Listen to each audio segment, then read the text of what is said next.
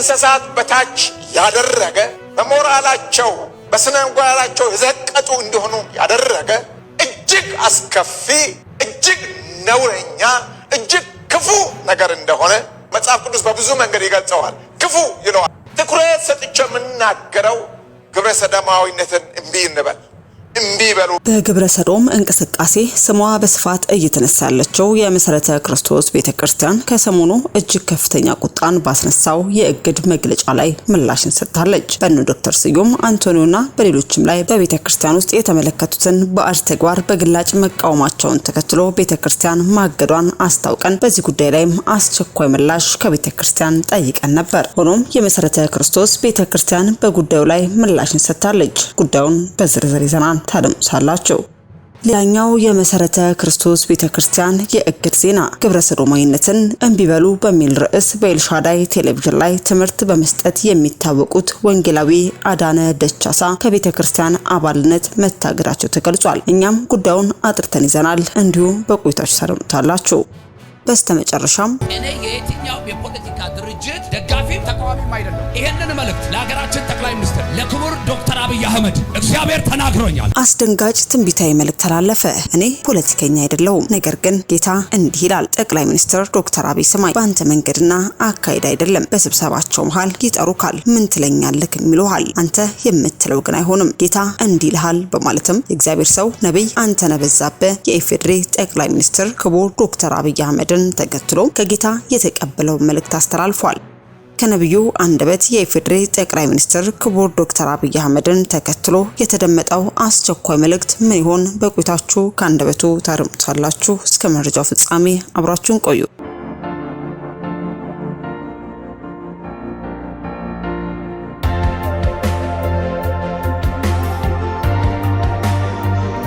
አስቀድመን ወደ ያዝንላችሁ መረጃችን ስናልፍ በግብረ ሰዶም እንቅስቃሴ ስሟ በስፋት እየተነሳ ያለችው የመሰረተ ክርስቶስ ቤተክርስቲያን ከሰሞኑ እጅግ ከፍተኛ ቁጣን ባስነሳው የእግድ መግለጫ ላይ ምላሽን ሰጥታለች። በእነ ዶክተር ስዩም አንቶኒዮና እንዲሁም በሌሎች ሁለት ወንድሞች ላይ በቤተክርስቲያን ውስጥ የተመለከቱትን የግብረ ሰዶም እንቅስቃሴ ተግባር ተከትሎ በግላጭ በማህበራዊ ሚዲያ መቃወማቸው እንዲሁም ደግሞ ለቤተክርስቲያን ያላቸውን ምልከታ ማሰማታቸውን ተከትሎ ቤተክርስቲያን ማገዷን እኛም በሚዲያችን አስታውቀን ነበር። ታዲያ በዚህ ጉዳይ ላይም አስቸኳይ ምላሽ ከቤተክርስቲያን ጠይቀን እንደነበር የሚታወቅ ሲሆን ይህንም ተከትሎ ቤተክርስቲያንም መግለጫዋን እንዲህ ስትል አድርሳለች። ከመሰረተ ክርስቶስ ቤተክርስቲያን በወቅታዊ ጉዳይ ላይ የተሰጠ መግለጫ። የመሰረተ ክርስቶስ ቤተክርስቲያን አስተዳደር መሪዎች ጉባኤ የቤተክርስቲያኗን ስርዓት ባልተከተለ ምክር ለመቀበል እንቢተኛ በሆኑ ሳይመረጡ ወይንም ሳይጠሩ መሪ ለመሆን በመከሩ ባልተገባ መንገድ በሚዲያ የቤተክርስቲያንን አሰራርና አመራር በሚያጠለሹ ግለሰቦች ላይ የአስተዳደር መሪዎች ጉባኤ በቀን 22/5/2018 ዓ.ም በደብዳቤ ቁጥር 01/661/2018 ተገቢውን እርምጃ መውሰዷ ይታወቃል። ቤተክርስቲያን ከጌታና በቃሉ በተሰጣት ስልጣን መሰረትም ተግሳጽና የመጨረሻ እርምጃ ለቤተክርስቲያኒቱ መንፈሳዊ ስልጣን ባልታዘዙ አባላትና አገልጋዮች ላይም የዲሲፕሊን እርምጃ በሁሉም መዋቅሯ ለብዙ ዓመታት ተግባራዊ እያደረገችም ነው። ወደፊትም የእርምት እርምጃ በመውሰድም ትቀጥላለች። ይህ የመጀመሪያ ጊዜዋም አይደለም። ነገር ግን እነዚህ ወገኖች በተመለከተ በዚህ አካሄዳቸው ከቀጠሉ ቤተክርስቲያን እርምጃ እንደምትወስድባቸው በክልሎቻቸው እንደተገለጸላቸው እየታወቀ በተለያዩ ማህበራዊ ሚዲያ በተሳሳተና በሚያሳስት መንገድ ግብረ ሰዶማዊነትን በመቃወማቸው ምክንያት እርምጃ እንደተወሰደባቸው ተደርጎ መግለጽ ላይ ይገኛል። የመሰረተ ክርስቶስ ቤተክርስቲያን ግብረ ሰዶማዊነትን በመቃወማቸው ምንም አይነት እርምጃ አልወሰደችባቸውም፣ ደግሞም አትወስድም። ቤተክርስቲያን ግብረ ሰዶማዊነትን አጥብቃ ትቃወማለች። እነዚህ ግለሰቦች በግብረ ሰዶማዊነት ስም በቤተ እምነቷ አስተዳደር ውስጥ በመግባት የአገልጋዮችን ሹመትና የሰራተኞችን ቅጥር እንደዚሁም መተዳደሪያ ደንቡን ከስርዓት ውጪ በመተቸትም በቤተክርስቲያን አባቶችና በያሉበት ክልሎችም ተሸምግለውና ተመክረው ባለመመለሳቸው በተጨማሪም ከቤተክርስቲያን ደንብና ከቃል ውጪ ተቃራኒ በሆኑ መንገድ መንቀሳቀሳቸው ለወንጌልና ለዳኑት እንቅፋት መሆናቸው ቤተክርስቲያን ለመጠበቅና መንፈሳዊ ስልጣን አባሎቻችንም ሆነ ሌሎችን ለማስተማር በእንቢተኝነት ስለጸኑ የተወሰደ እርምጃ መሆኑን ማሳወቅ እንወዳለን። በመሆኑም ከቤተ ክርስቲያኗ የውሳኔ ይዘት ውጪ ግብረ ሰዶማዊነትን በመቃወማቸው እርምጃ ተወስዶባቸዋል በማለትም ከቤተ እምነቷ አቋም ባፈነገጠና በሕዝብ መካከል ውግዘትን በሚፈጥር አካሄድ የውሳኔውን ሙሉ ሐሳብ ትታችሁ በማወቅም ሆነ ባለማወቅ በሚዲያ እያሰራጫችሁ ያላችሁ ግለሰቦችና የሚዲያ አካላት ከዚህ ድርጊታችሁ እንድትቆጠቡ ቤተ ክርስቲያኗ ታሳስባለች። የመሰረተ ክርስቶስ ቤተክርስቲያን በእነ ዶክተር ስዩም አንቶኒዮ ላይ ያወጣቸው መግለጫ የግብረ ሰዶም እንቅስቃሴን በመቃወማቸው እንዳልሆነ ነገር ግን የቤተክርስቲያኗን ስርዓት በመጣሳቸው ምክንያት ይህ መግለጫ እንደተላለፈባቸው የሚገልጽ መግለጫን አውጥታ ተመልክተናል። ግብረ ሰዶማዊነትን ስለተቃወሙ ብቻ ተሰረዙ ነው ማለት አይደለም። ይሄ እንዳይደለ በግልጽ የሚያሳየው ምንድነው? እኛ ግብረ ሰዶማዊን ከሚቃወሙ ሰዎች ጋር የጋራ ነን፣ እንቃወማለን፣ እንሰራለን ማለት ነው። እነሱንም ለ20 ዓመት ያክል በሚያስተምርበት መንገድ ቤተክርስቲያን ታበረታታ ነበር። ዛሬም ነገም ይሄን ትቀጥላለች ማለት ነው። ስለዚህ ሰው በሚዲያ ያለው ይሄ ከሆነ እኔም ማንም የሚቃወም ጉዳይ ስለነበረ ነው ዛሬ በግልጽ የምናስቀምጠው። ይሄ መሰረት ሶስት ቤተክርስቲያን ግብረ ሰዶማዊን ስለተቃወሙ ሳይሆን እንደ አንድ መሰረት ሶስት ቤተክርስቲያን አባል የተሰጣቸውን የመመለስን የመምከርን የአባቶችን መጽሐፍ ቅዱሳዊ የሆነ መንገዶችን በየትኛ ለማድረግ የተካሄደውን በሙሉ እምቢ በማለት የሰውን ስም በተለያዩ ሚዲያዎች በመከራየት በመውጣት ስላጠላሹ ደንብና መመሪያ በሌላውም ከአሁን በፊትም በነበሩ ሰዎች ላይ ሲወሰድ የነበረውን እርምጃ ስለሆነ ነው የተወሰደው ማለት ነው። ነገር ግን ይህን ጉዳይ ቃል በቃል የሚሽር ሌላ መግለጫ ደግሞ በገጿ ላይ ማሰራጨቷ ተመልክተናል። ይህም ሌላኛው የመሰረተ ክርስቶስ ቤተክርስቲያን የእግድ ዜናም ነው። ወንጌላዊ አዳነ ደቻሳ ከመሰረተ ክርስቶስ ቤተክርስቲያን አባልነት ተሰርዟል። የወንጌላዊነት ሹመትም ተገፏል። የመሰረተ ክርስቶስ ቤተክርስቲያን አባልና በአሁኑ ወቅትም በኢትዮጵያ የሃይማኖት ተቋማት ጉባኤ የሰላም ግንባታ መምሪያ ምክትል ኃላፊ በመሆን በማገልገል ላይ የሚገኙት ወንጌላዊ አዳነ ደቻሳ የወንጌላዊነት ሹመት ተሽሮ ላልተወሰነ ጊዜ ከቤተክርስቲያን ከአባልነት እንዲሰረዝ ተወስኗል የሚል ይዘት ያለው ደብዳቤ በሶሻል ሚዲያም ተለቋል።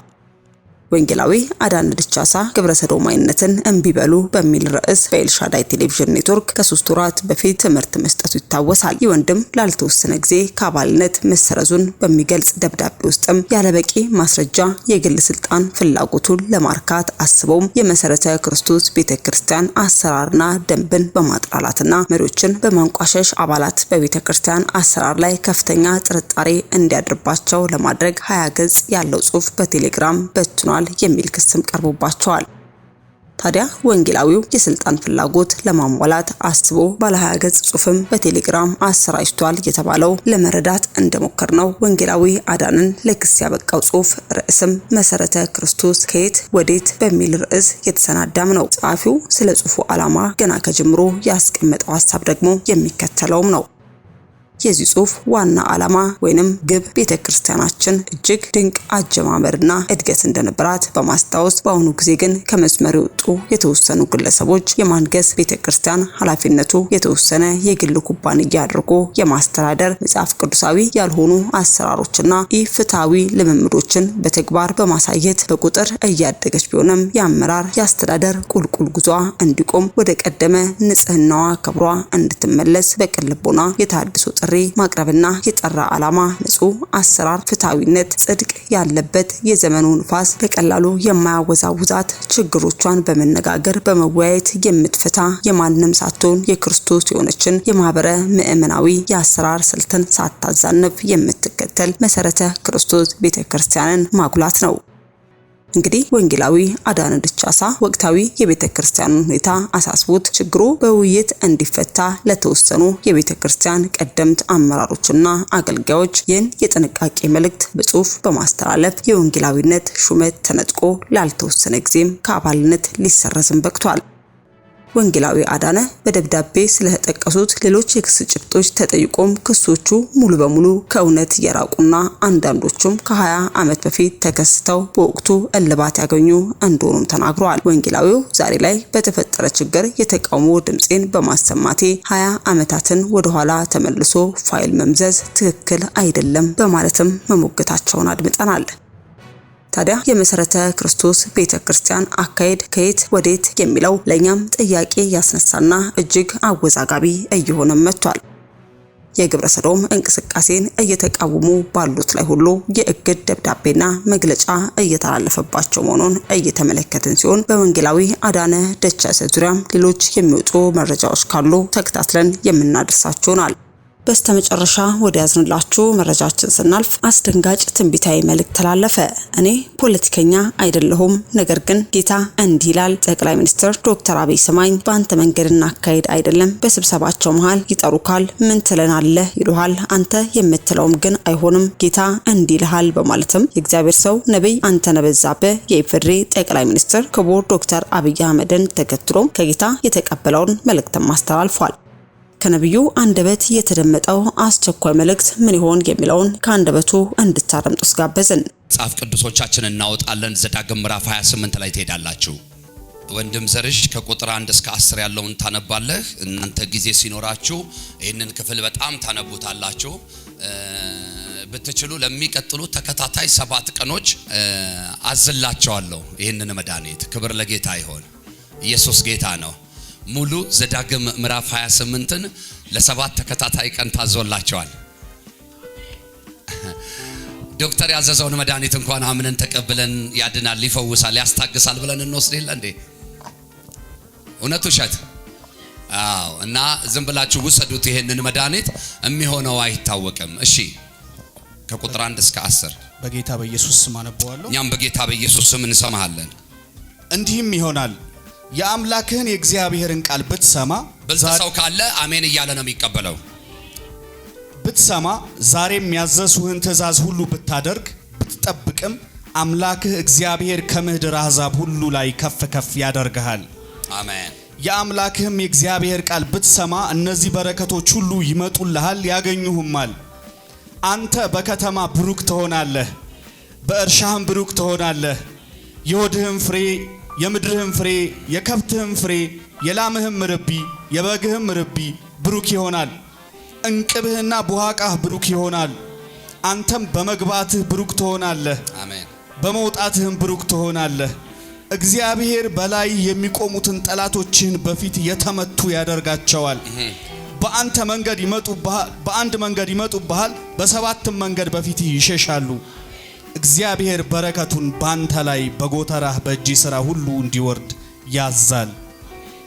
አምላክ እግዚአብሔር በሚሰጥህ ምድር ይባርክሃል። የአምላክህን የእግዚአብሔርን ትእዛዝ ብትጠብቅ በመንገዱም ብትሄድ እግዚአብሔር እንደማለልህ ለእርሱ የተቀደሰ ሕዝብ አድርጎ ያቆምሃል። የምድር አሕዛብ ሁሉ የእግዚአብሔር ስም ባንተ ላይ እንደተጠራ አይተው ይፈሩሃል። በቃ የዘዳግም ምዕራፍ 28 ላይ ያለው ይህ ቃል በጣም የሚገርም የበረከትም የእርግማንም ቃል አለበት። በረከቱን የምትቀበሉት በመታዘዝ ነው። እርግማኑን ደግሞ የምትቀበሉት ባለመታዘዝ ነው። ስለዚህ ምርጫ ነው የተቀመጠው። በመታዘዝ የሚገኝ በረከትና ባለመታዘዝ ደግሞ የምናጣውን በረከት ቁልጭ አድርጎ ያሳያል። ለዚህ ነው ለ7 ቀን የታዘዘላቸው። የተቀበለኝ ሰው ለ7 ቀን ይሄንን መድኃኒት ወስዳለሁ የሚል ሰው እስቲ እጆቻቸውን አሳየኝ። እንግዲያው ከ7 ቀን እየቸኮለ ከ7 ቀን በፊት የፈጠነ የሰማይ አምላክ እግዚአብሔር ድንገተኛ በረከት አሳልፎ ይስጥሽ። ሃሌሉያ ሻላብራ አዳላቫሳታካ። ምንም እንኳን በእጃችሁ የሆነ ነገር ያላችሁ ሰዎች፣ ምንም የማያስፈልጋችሁ የሚመስላችሁ ሰዎች ብትኖሩ አምላክ እግዚአብሔር ከዚህ ቃል ጉልበት የተነሳ ዛሬ እንግዳ ነገር ያደርግላችኋል። ዛሬ አዲስ ነገር ያደርግላችሁ። ቁጥር 1 ላይ ቃሉ በጣም ተመችቶኛልና እንዲህም ይሆናል። ንገረው አጠገብ ላለ ሰው እንዲህም ይሆናል በለው። ከዚህ በኋላ ትባረካለህ። ከዚህ በኋላ ትፈወሳለህ። ከዚህ በኋላ ትፈታለህ። ከዚህ በኋላ ያየኸውን ሁሉ ትወርሳለህ። አላውቅም ፈጣን የሆነ ሰዎች ሲነካ ያለ የፈጠነች የሆነ ሰዎች ሲነካ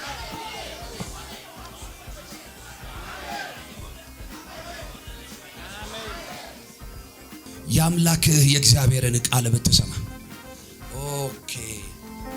ለካ ትእዛዙ አንተ ብዙ ከባድ አይደለም፣ ትልቅ አይደለም። ምንን ብትሰማ? የአምላክህ የእግዚአብሔርን ቃል ምን ብትሰማ? ለዚህ እኮ ነው መጽሐፍ የሚሰማኝ ቢኖር በእርጋታ ይቀመጣል ይልና ከመከራ ስጋት ያርፋል። የሚያሳርፈው የእግዚአብሔር ቃል ነው። ትእዛዙ ደግሞ የእግዚአብሔርን ቃል ምን ማለት ነው? መስማት ነው። አጠገብ ያለውን ሰው ንካውና ዛሬ በጆሮ ብቻ ሳይሆን በለው በልብህም ስማ፣ በማስተዋል አዳምጥ። እግዚአብሔር ያሰበውን በሕይወት ላይ ይፈጽመዋል። መስማት የእግዚአብሔርን ቃል። ኢዮብ ለዚህ አይደለ ያ ሁሉ መከራ ተፈራርቆበት በዛ ሁሉ ጭንቅ በዛ ሁሉ መከራ ውስጥ አልፎ የመጨረሻው ምዕራፍ ላይ አምላኩን እግዚአብሔርን ለማመስገን ሲቆም እንዲህ ነው ያለው፣ መስማትንስ ነው ያለው። ታውቃላችሁ መስማትንስ በጆሮዬ ሰምቼ ነበር አለ፣ አሁን ግን አይኔ ያየች። ከማየት መስማት ይቀድማል ወንድሞቼ። ስለዚህ ዛሬ መባረክ ትፈልጋላችሁ? የአምላካችሁን የእግዚአብሔርን ቃል ስሙ። አጠገብ ያለውን ሰው ከግራም ከቀኝም ንካውና የሰማኸው ቃል ነው በሕይወት ላይ የሚበቅለው። የሰማሽው ቃል ነው በሕይወትሽ ላይ የሚበቅለው። የእግዚአብሔርን ቃል የሚሰማ ሰው ምን አይነት ሰው ነው? ትንሽ ነው። የእግዚአብሔርን ቃል የሚሰማ ምን አይነት ሰው ነው? ምን አይነት ሰው? ምንም ሌላ ቃላት የለኝም። የተባረከ ሰው ነው። ተባርካቸዋል። እርግጠኞች ናቸው የእግዚአብሔርን ቃል ትሰማላችሁ ማለት ነው። ስለዚህ ዛሬ እናንተ አለመባረክ አትችሉ፣ ለበረከትም ትሆናላችሁ። የአምላክን የእግዚአብሔርን ቃል ብትሰማ፣ ዛሬም ያዘዝኩትን ትእዛዛት ሁሉ ብታደርግ፣ ብትጠብቅም፣ መስማት ብቻ ሳይሆን ትእዛዛቱን ምን ብትል ብትጠብቅ፣ ዋው! አምላክ እግዚአብሔር ከምድር አሕዛብ ሁሉ ላይ ከፍ ከፍ ያደርግሃል። በኋላ መለሳለሁ። ቁጥር 2 የአምላክህንም የእግዚአብሔርን ቃል ብትሰማ እነዚህ ሁሉ በረከቶች ይመጡልሃል ያገኙህማል። ከዛ በረከቶቹ ተዘርዝረዋል። ብዙ ስለምጸልይላችሁ ከሰዓት አንፃር እናንተ እንድታነቡ ያው ታዞላችኋል። እና ሰባተኛው ቁጥር ላይ የብዙ ሰዎች መልእክት ነው። ዛሬ አጭቃችሁ ነው የምትሄዱት። ዛሬ ብዙ ኪስ ያላችሁ ሰዎች ደስ ይበላችሁ። ብዙ ኪስ ያላችሁ ሰዎች ደስ ይበላችሁ። ትልልቅ ቦርሳ የያዛችሁ እህቶች ደስ ይበላችሁ። ብዙ በረከት አጭቃችሁ ትሄዳላችሁ። አምላክ እግዚአብሔር ይህንን በሕይወታችሁ ላይ ያደርገዋል። ቁጥር 7 እግዚአብሔርም በላይ የሚቆሙትን ጠላቶችን በፊት የተመቱ ያደርጋቸዋል። በአንድ መንገድ ይመጡብሃል፣ በሰባት መንገድ ከፊት ይሸሻል። ምን አይነት እግዚአብሔር ነው! በስንት መንገድ ይመጡብሃል፣ በስንት መንገድ ከፊት ይሸሻሉ። ቀኞች ከፍ ይበሉ። ያስጨነቀ የከበበ በቤት ቢሆን በመስሪያ ቤት በስራ በአገልግሎት ከተማ ውስጥ ከከተማ ውጭ በሀገር ውስጥ ከሀገር ውጭ ያለ የከበበ ዛሬ ተበትነዋል። የከበበች ተበትነዋል። እግዚአብሔር ከበባውን በትኖታል። እግዚአብሔር ሰልፋቸውን በትኖታል። ቁጥር 9 የአምላክን የእግዚአብሔርን ትእዛዝ ብትጠብቅ በመንገዱም ብትሄድ እግዚአብሔር እንደማለልህ ለእርሱ የተቀደሰ ሕዝብ አድርጎ ያቆምሃል። ሰው ሲምል ታምኛለሽ እኮ። ሰው ሲምል ታምናለህ። እኔ ልሙት ሲል ታምናለህ። አሁን ግን እግዚአብሔር ነው በስሙ እየማለልህ ያለው። ምኑን ብትጠብቅ? ትእዛዙን ብትጠብቅ፣ ፈቃዱን ብታደርጊ እግዚአብሔር ምን ብሎልሻል? ምሎልሻል። ምን ሊያደርግ? ሊባርክህ። ምን ሊያደርግ? ሊባርክሽ። ቀኞች ከፍ ይበሉ። የማለልኝ እግዚአብሔር በልባክህ በሚማማሉብኝ በክፉዎች ፊት በጠላቶች ፊት አይተወኝም፣ አሳልፎ አይሰጠኝም። አሜን ስትል ይሁንልህ።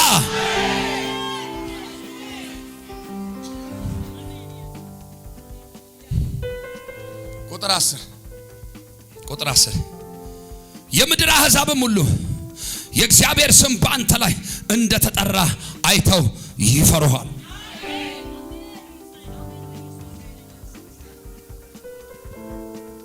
በወለደኝ በስጋ አባቴ በአያቴ በቅድመ አያቶቼ ምንም ስመጥር ዝነኞች ያላቸው የሌላቸው ቢሆን እርግጠኛ ሆኜ የምነግራችሁ ጥቂት ቤተ ዘመዶች ነው በእነሱ ሊያቀኝ የሚችለው። ጥቂት የቅርብ ሰዎች ናቸው ሊያቆኝ የሚችሉት። አሁን ግን ዓለም የሚያቀኝ በስጋ አባቴ ስም አይደለም። በአያቴም ቅድመ አያቴም አይደለም፣ እኔም ባለኝ አቅም አይደለም፣ በኔ ማንነት አይደለም። የሚያውቀኝ በሱ ነው። አሁን ስለሱ ነው እየተናገርኩ ያለሁት። እሱ በምድር አሕዛብ ፊት ሁሉ አስፈሪ ሰው ያደርጋል። ዋና መልእክቶችን ልንገራቸው። ከቁጥር 1 ጀምሮ ዋና መልእክቶችን።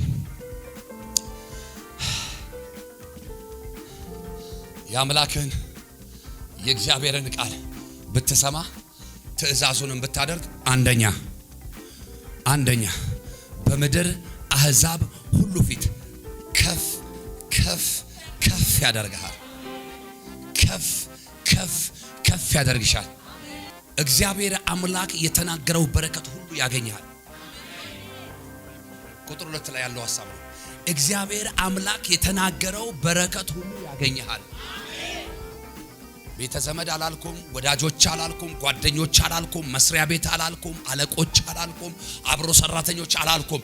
አምላክ እግዚአብሔር የተናገረው በረከት ሁሉ ምን ይላል? ንገረው፣ አጠገብ ላለው እግዚአብሔር የተናገረው ሁሉ ያገኛል።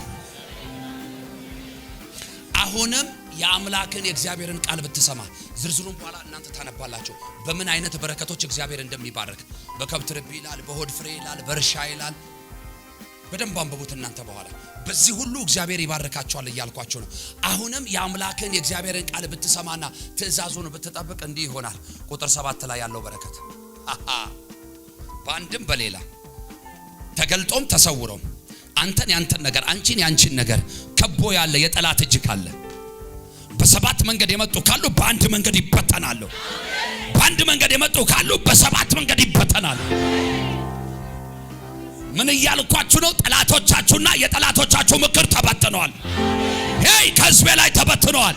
ከኢትዮጵያ ምድር ላይ ተበትነዋል። ከነገስታቶች ላይ ተበትነዋል። ከመሪዎች ላይ ተበትነዋል። ከተመሪዎች ላይ ተበትነዋል። ሁለት እጆች ወደ ላይ ከፍ ይበሉና አይኖቻችሁን አንስታችሁ እግዚአብሔር ሆይ በሉ። ቀድሞም ዛሬም ለዘላለም የኢትዮጵያን ጠላቶች ስትበትናቸው አይተናል። በአንድ አቅጣጫ መጡ፣ በሰባት አቅጣጫ በተንካቸው። በሰባት አቅጣጫ መጡ፣ በአንድ መንገድ በተንካቸው። እናመሰግናለን። የዚህ ህዝብ ጠላት፣ የኢትዮጵያ ጠላት ከውስጥና ከውጭ ያለ መካሪና አስመካሪ ምክራቸው ተበትኗል አለኝ እግዚአብሔር። ምክራቸው ተበትኗል። ሰልፋቸው ተበትኗል። ትልቅ ነን ለሚሉ ትልቅ የሆነው ጌታ ምክራቸውን በትኖታል። አሜን ስትሉ ሆነላችሁ። የተቀመጣችሁበትን ወንበር አምናችሁታል አይደል? ማንም ሰው ስጋት የለበትም። እርግጠኞች ናችሁ። ምን አይልም ብላችሁ፣ አይጥለኝም ብላችሁ። አይጥልም አይረሳም እግዚአብሔር ምስክር ነኝ እኔ ከሰማሁት በላይ ሲረዳኝ አይቻለሁ ባይኔ። ይሄ ጌታ እግዚአብሔር ምስክር ነው። ይሄን ወንበር አይጥለኝም ብላችሁ ካመናችሁት ይልቅ የታመነ ነው። ብዙዎቻችን ያልጠፋ ነው ከእግዚአብሔር ምሕረት የተነሳ ነው ወገኖቼ። የሚጥለን ነገር ግን ጠፍቶ አይደለም። ታውቃላችሁ፣ የሚያስወድቀን የሚያደናቅፈን ነገር ጠፍቶ አይደለም። ማረፊያችን እጁ ስለሆነ ዛሬ ይሄ እጅ ያሳርፋቸዋል እያልኳቸው። ስለዚህ ሶስተኛው መልእክቴ ምንድነው? ጠላቶቻችሁን እግዚአብሔር ግንባሮቻችሁ ላይ ቀኛቸውን ብቻ ጫኑት። አምላኬ እግዚአብሔር ሆይ በጌታ በኢየሱስ ስም የዚህን ህዝብ ግንባር እንደ ቡላት ድንጋይ አጠነከርኩት። እንደ ቡላት ድንጋይ አጠነከርኩት። አምላኬ እግዚአብሔር ይሄ ህዝብ በገባበት ሁሉ እግዚአብሔር ሆይ ተናግረው አይደለም ገና ሲያዩዋቸው በፊታቸው ሲቆሙ ግንባራቸውን ሲመለከቱ አንተን ማየት ይሆንላቸው። አስፈሪው ግርማ ይገለጥባቸው። አስፈሪው ሞገስ ይገለጥባቸው። አስፈሪው ደመና በላያቸው ላይ በኃይል ይምጣ። ግንባራችሁን እንደያዛችሁ ጌታ ሆይ በሉ። በኔ ላይ ከዚህ ቀን በኋላ ታላቅና ኃይለኛ ነገር ስለሚሆን አመሰግናለሁ። በኢየሱስ ስም አሜን ስትሉ ሆነላችሁ። እሺ ቁጥር 9 አሁንም የአምላክን የእግዚአብሔርን ትእዛዝ ብትጠብቅ በመንገዱን ብትሄድ እግዚአብሔር እንደማለልህ ለእርሱ የተቀደሰ ህዝብ አድርጎ ያቆማል። ምን እንዳለልህ? እንደማለልህ ታስታውሳላችሁ። 22ኛው ምዕራፍ ላይ ማለት ነው። እግዚአብሔር ለአብርሃም ልጅን ይስሐቅን ሰዋልኛል አይደለ? እና እርግጠኛ ሆኖ ነው የወጣው ምንም ሳያመነታ ማለት ነው ማንንም ሳያማክር። ዛሬ አንዳንድ ሰዎች ማንንም ሳታማክሩ ከማንንም ጋር ሳትመክሩ እግዚአብሔር ወዳየላችሁ ወዳሳያችሁ ክብር ትገባላችሁ።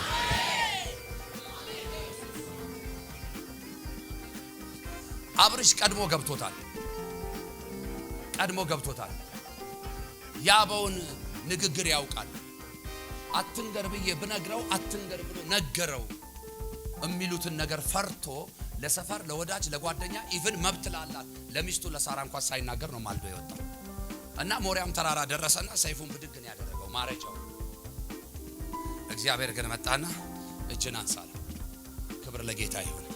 ኦኬ ከዛ መልስ እግዚአብሔር ለአብርሃም አንድ ነገር ተናገረ። አንድ ልጅህን አለው አልከለከልከኝምና። እግዚአብሔር ግን ምን አይነት ሉዓላዊ ነው ትጌ! የሚገርም በሰው መብት ላይ ጣልቃ አይገባም። የሰጠው ራሱ እኮ ነው የሰጠውክን ወይም የሰጠሁትን አላለም። አንድ ልጅህን አለው ባለ መብት አደረገው ማለት ነው። አብሽ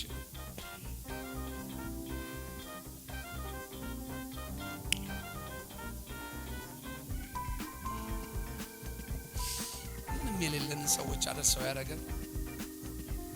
ማንንም የማይሰማንን ሰዎች አለ ሰው እንዲሰማን ያደረገን። ቤተሰብ እንኳን የማይቀበለን እኔ ምስክር ነው። ዛሬ ኖር ስትባይ አንቺ አይገርምሽም? ልጅ ከዚህ ተብለሻል ነበር። ዛሬ ና ተብለ ስትጠራ አይገርምም? አይንህን አለይ ብለዋል ነበር። አታካብዱ። ከብድ ያለ ነገር በእኛ ውስጥ ያስቀመጠው ከባዱ ጌታ ነው። ኢየሱስ ያድናል። ባለመብት የሚያደርግ ጌታ ና ባለመብት አደረገውና አንዱን ልጅህን አለው አልከለከልከኝምና ከዚህ ቀን ጀምሮ ግን አለ በስሜ ማልኩልህ አለ። ሰዎች እኔ ልሙት ሲሉ ዋው በራሳቸውማ ከማሉ ብለን እንተማ። እንደው በሰው ከሚምሉ በራሳቸው ሲምሉ እርግጠኛ እንሆናለን አይደል? ኦኬ በሰው እርግጠኛ ከሆናችሁ በእግዚአብሔርስ በስሜ ማልኩልሽ እያለሽ እኮ ነው። በስሜ ማልኩልህ እያለ ነው። በቃ ከዚህ ላይ ውጪ ምን መልእክት ልንገርህ? እግዚአብሔር በስሙ ምሎልሃል። በተቀደሰው ሕዝብ ፊት ሁሉ አስፈሪ ያደርግሃለሁ ትፈራለህ ብሏል እግዚአብሔር። ለዚህ ደግሞ ማልኩልህ እያለ ነው እግዚአብሔር። አራተኛው መልእክት እግዚአብሔር ምሎልሻል ያደርግልሻል። እግዚአብሔር ምሎልሃል ያደርግልሃል። እግዚአብሔር ምሎላችኋል ያደርግላችኋል። አሁን ሁለት እጆች ከፍ ይበሏ። የማለልህ እግዚአብሔር የማለልሽ እግዚአብሔር እንዲና እንዲያደርጋለሁ በዚህና በዚያ ባርካለሁ ያለ እግዚአብሔር በረከቱን በኢየሱስ ስም ዛሬ ይጀምር። በረከቱን ዛሬ ይጀምር። እየባረከ ለበረከት ያደርጋችሁ።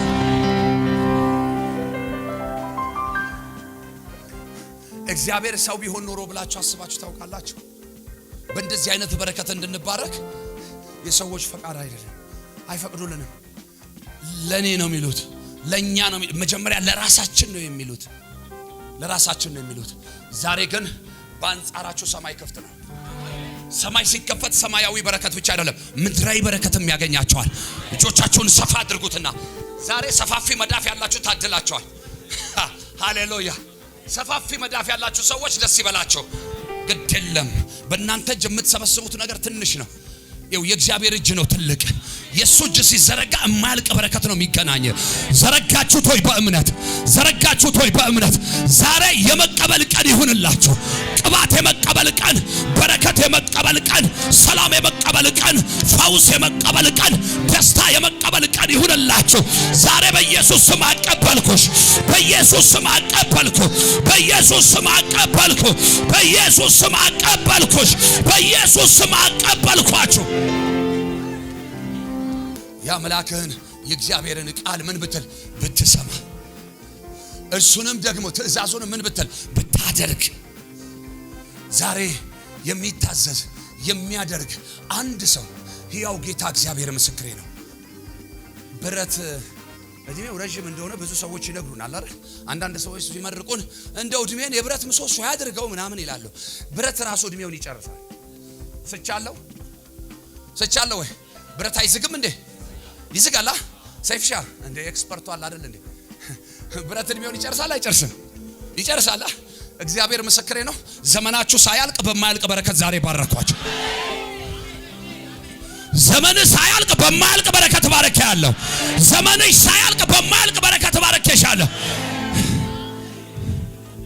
አንድ ሰው ጮሆ በኢየሱስ ስም ተባርኬያለሁ ይበል።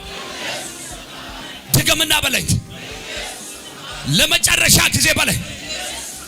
ላጽናላችሁ። ሁለት እጆች ከፍ ይበሉ። በጌታዬ በኢየሱስ ስም በአፋችሁ በእምነት ያወጃችሁት የተናገራችሁት ቃል ከስሙ ኃይል የተነሳ በእናንተ ላይ ተፈጸመ። ከስሙ ስልጣን የተነሳ በእናንተ ላይ ተፈጸመ። ሄይ ለክብሩ ሲል በእናንተ ላይ ፈጸመው።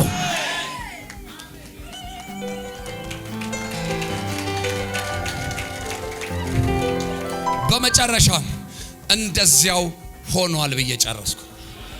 እንደዚያው ሆኗል። እንደምኑ? እንደ ቃሉ እንዲህም ይሆናል ብሎ ጀመረ አይደል? ቁጥር 1 ላይ ክብር ለጌታ ይሁን። እኔ ደግሞ እንደዚያው ሆኗል ብዬ ጨረስኩ። በረከት እኮ ነው፣ እየባረኩ ነው። የእግዚአብሔር እንደዚያው ሆኗል። ምን ማለት መሰለሽ? እንደ ተናገረሽ ሆኗል። እንደ ተናገረው ሆኗል። እንደ ተናገራችሁ ሆኗል። ኔክስት ለምስክርነት የሚመጣ ሰው እጁን ያሳየ። እርግጠኞች ናቸው። ይሄ ሁሉ ሰው ለምስጋና፣ ይሄ ሁሉ ሰው ለምስክር። የእስራኤል ቅዱስ እግዚአብሔር ባሪያህ ደካማ ነኝ፣ አቅም የለኝም። ብርቱ የሆንከው ጌታ ዛሬ ለዚህ ለደካማው ሕዝብ ልታበረታ የተናገርከው ቃል በዘዳግም 28 ላይ ያለው የበረከቱ ቃል እንዲህ ይሆናል ብለህ የጀመርከው ቃል በኢየሱስ ስም እንደዚያው ስለሆነባቸው አመሰግናለሁ። እንደዚያው ስላደረክላቸው አመሰግናለሁ። በጌታዬ በኢየሱስ ስም ይህንን የበረከት ቃል በተለያየ ዓለማት ላይ ሆናችሁ አሜን እያላችሁ ያላችሁ ሴቶች ልጆች፣ ወንዶች ልጆች፣ በምንም አይነት ድካምና እጦት ውስጥ ያላችሁ በአምላኬ በእግዚአብሔር ስም ባረኳችሁ። በዘዳግም 28 ላይ ያለው የበረከት ቃል ያገኛችሁ። የበረከቱ ቃል ያገኛችሁ። የበረከቱ ቃል ያገኛችሁ። ሰርታችሁ መከናወን ያቃታችሁ፣ ዘርታችሁ ማጨድ ያቃታችሁ በክርስቶስ ኢየሱስ ስምና ስልጣን ከዚህ ቀን ጀምሮ ፍሬያማ የሚያደርግ የአምላኬ እግዚአብሔር መንፈስ በእናንተ ላይ ይሆን። በኢየሱስ ስም አሜን። ተፈጸመ። ጂሰስ ኔም። እኔ ጌታ ይህን ቃል ሲሰጠኝ ለሕዝቤ ነው ብዬ ነው በደንብ ተሰናድቼ ጸልዬበት ምናምን የመጣሁት። ግን ጉባኤው ላይ ከቆምኩ በኋላ ለሕዝቤ ብቻ ሳይሆን ለምድሬም ጭምር ነው ለካ ጌታ፣ ለኢትዮጵያም ጭምር ነው ብሎኛል። አንዳንድ የምንሰማቸው ክፉ ወሬዎች አሉ አይደለ? አጠገብ ያለውን ሰው ንካውና ተቀይረዋል በለው። አስፈሪውን በለው፣ የሚያስፈራራ የእግዚአብሔር እጅ በለው አሁን ተገልጧል።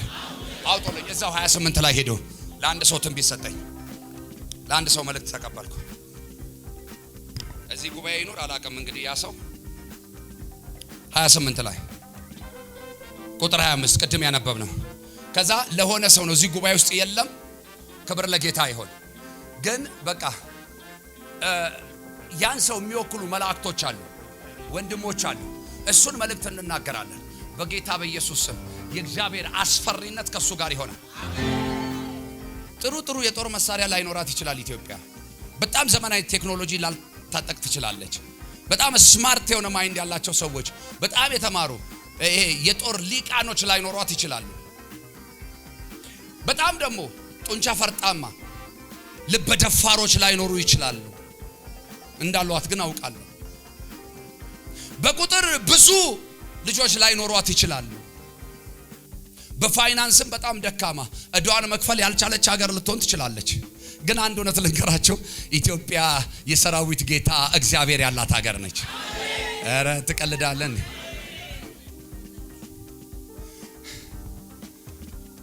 ስንት ጊዜ ከጅቦች መንጋጋ፣ ስንት ጊዜ ከበላተኛው ከአንበሳው አፍ አስጥለዋታል። ማለቴ እግዚአብሔር እንደ ሰው አይደለም፣ ሐሳብ አይቀይርም። ቀን በገፋ ቁጥር ሐሳቡን አይቀይርም። የሚያሻሽለው ነገር የለውም እግዚአብሔር። አንዴ ለመጨረሻ ተናግሯል።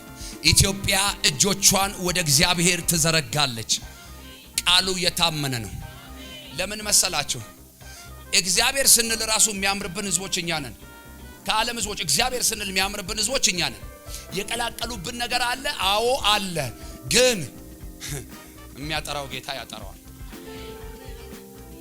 በህዝቡ ጉዳይ ግን እግዚአብሔር አይደራደርም። እስቲ አንድ ሰው ቀኙን ብድግ አድርጎ እግዚአብሔር ይበል እስቲ። ኢትዮጵያን አሳልፎ አይሰጥም። ምክራቸውን ከንቱ ያደርገዋል። አሜን ስትሉ ሆኖላቸዋል። አንዳንዴ በፊታቸው ደካሞች ልንመስል እንችላለን። አንዳንዴ በፊታቸው የተመታን ልንመስል እንችላለን። አንዳንዴ በፊታቸው ትንንሾች ልንመስል እንችላለን። ትልቁ ጌታ ግን ከኛ ጋር አለ። ጎሄድ በደንብ ስሙልኝ። እግዚአብሔር በጠላቶች ፊት የተመታ ያደርግሃል። በአንድ መንገድ ትወጣባቸዋለህ፣ በሰባት መንገድ ከእነርሱ ትሸሻለህ። ለምድርም መንግስታት ሁሉ ድንጋጤ ትሆናለህ። በቃ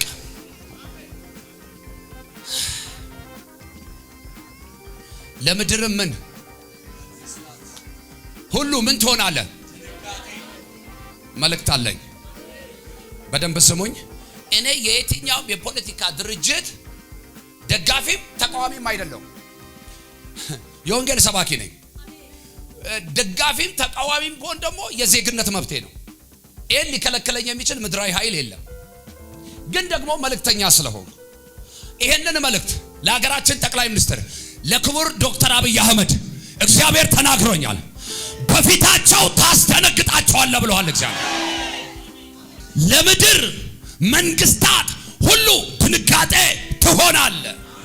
ለኢትዮጵያ አይደለም የሚለው፣ ለምድር ነገስታት ሁሉ ነገም ተነጎዲያም ከዚያም ወዲያ በአመፅ የሚነሱ ክፉ የሚመክሩ የሚያሰሩ የሚነጋገሩ ቢኖሩ ስለ ኢትዮጵያ በምክራቸው መሃል የማይገኘው እግዚአብሔር፣ ስለ ኢትዮጵያ ምክራቸውን የሚያፈርሰው እግዚአብሔር፣ ስለ ኢትዮጵያ የሚቀናው እግዚአብሔር በፊታቸው ድንጋጤ ያደርጋል።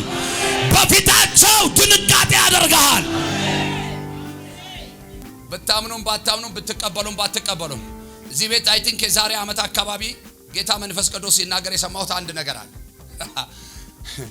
አይደለም ለኢትዮጵያ፣ ለምስራቅ አፍሪካ፣ ለብዙ የአፍሪካ ሀገሮች ይሄን ሰው እግዚአብሔር ምሳሌ አደርገዋለሁ፣ አማካሪያቸው አደርገዋለሁ ብሏል። አሁን እንዲህ ነው የሚሆነው። ስማኝ ዶክተር አብይ በስብሰባቸው መሃል ይጠሩሃል። ምን ትለናለህ ይሉሃል። የምትለው ሳይሆን እግዚአብሔር የሚለው ምክራቸውን ይበትነዋል። አሜን ብለሃል፣ የመከሩብህ ይበተን። አሜን ብለሻል፣ የመከሩብሽ ይበተን። ቁጥር 7 እግዚአብሔር በላይ የሚቆሙትን ጠላቶችን በፊትህ የተመቱ ያደርጋቸዋል። ያስልኝ በምን የቆሙ በላይ እንደዚህ አናት ላይ የቆሙትን፣ በረከት ላይ የቆሙትን፣ ጸጋ ላይ የቆሙትን፣ አገልግሎት ላይ የቆሙትን፣ መስሪያ ቤት ቢሮሽ ላይ የቆሙትን፣ ቢሮ ላይ የቆሙትን፣ ህልም ላይ የቆሙትን፣ ህልምሽ ላይ የቆሙትን፣ ራእያችሁ ላይ የቆሙትን የተመቱ ያደርጋቸዋል። ውሰደ ሆኖልሃል፣ ውሰጂ ሆኖልሻል። አሜን የምትሉኝ በዚህ ሶሻል ሚዲያ ይሁንላችሁ። እሺ በአንድ መንገድ ይመጡብሃል፣ በሰባትም መንገድ ከፊትህ ይሸሻሉ። ያው በአንድ መንገድ ይመጡብሃል። እንዴት መሰላችሁ? በአንድ መንገድ የሚመጡት አንድ አይደለም፣ አንድ ሰው አይደለም፣ አንድ ጠላት አይደለም፣ አንድ ክፉ አይደለም። በቁጥር ብዙ ናቸው። በአንድ መንገድ ይመጣሉ። ኢኒሴንስ በአንድ ሐሳብ መክረው፣ በአንድ ሐሳብ ተስማምተው እልፍ ናቸው እኮ ብዙ ሰራዊቶች ናቸው። ግን ንግግራቸው፣ ቋንቋቸው፣ ሐሳባቸው ስንት ነው? አንድ ነው። ምን ለማድረግ? አንተን ለመጣል፣ ለመምታት፣ ለማፍረስ፣ አንተን ከምድረ ገጽ ለማጥፋት፣ ከንቱ ሰው አረ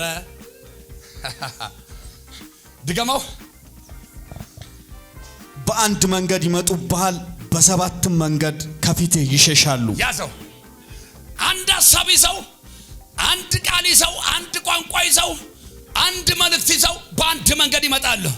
የሰራዊት ጌታ እግዚአብሔር ከኔ ከናንተ ፊት፣ ከኢትዮጵያ ፊት፣ በናዝሬቱ ጌታ በኢየሱስ ስም ከነገስታቶቹ ፊት፣ ከጠቅላይ ሚኒስትሩ ፊት፣ ከሀገር መሪዎች ፊት ግን በሰባት አቅጣጫ ይበትናቸዋል።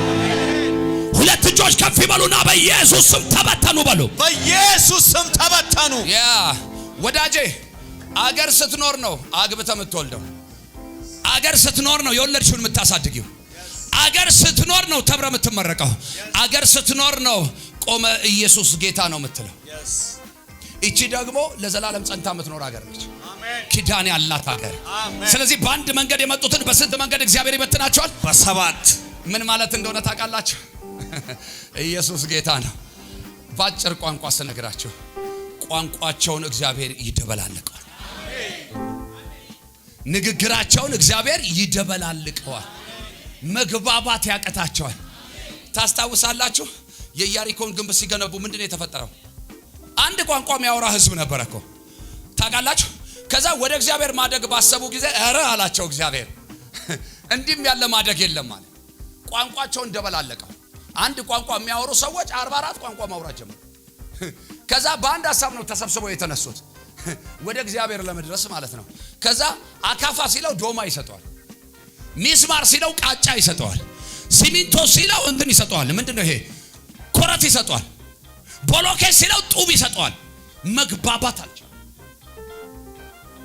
በአንድ መንገድ መክረው የመጡትን ሰዎች እግዚአብሔር በሰባት መንገድ ሲበትን፣ አሁን ምክራቸውና አመጣጣቸው ላንተ ላይ ገለጥ ይችላል፣ ግን ሲበትናቸው ታያቸዋለህ።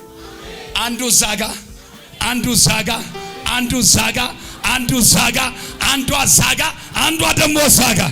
እሺ ተበተነ በለኛ። yes ቀጥል። እግዚአብሔር በረከቱ በአንተ ላይ በጎተራህ በእጅህም ሥራ ሁሉ እንዲወርድ ያዛል። አምላክ እግዚአብሔር በሚሰጥህ ምድር ይባርክሃል። የአምላክህን የእግዚአብሔርን ትእዛዝ ብትጠብቅ በመንገዱም ብትሄድ እግዚአብሔር እንደማለልህ ለእርሱ የተቀደሰ ሕዝብ አድርጎ ያቆምሃል። የመጨረሻው መልእክቴ ነው። the last message በደንብ ስሙ። እግዚአብሔር ለማለላችሁ ለገባላችሁ ቃል ለሰጣችሁ የተስፋ ቃል ለኪዳኑ ሲል ሕያው እግዚአብሔር ምስክሬ ነው በማይመቹ ሰዎች ፊት ያቆማቸዋል። አሜን። አንዳንድ ሰዎች እኮ ገና ትንሽ ነገር ስታዩ ነው የምትሸበሩት። እግዚአብሔር የጠላቶቻችሁን ስፍራ ሊያስለቅቅላችሁ እንጂ ፕሮግራሙ ልትለቁላቸው አይደለም። አንዳንድ ሰዎች የሚመቻቸውን ስፍራ ማይመች ሰው ስታዩ ከቤት አንፃር እንኳን ቀይራችሁ አታውቁም። ሰፈር መንገድ ቀይራችኋል፣ ከዚህ በኋላ አትቀይሩም እያልኳችሁ። ውድ የሻሎም ቲዩብ አድማጭና ተመልካቾቻችን ለሰዓቱ የያዝንላችሁ መረጃ ያደመጣችሁትን ይመስል ነበር። በሌላ አዳዲስ መረጃ እስከምንገናኝ መልካም ቆይታ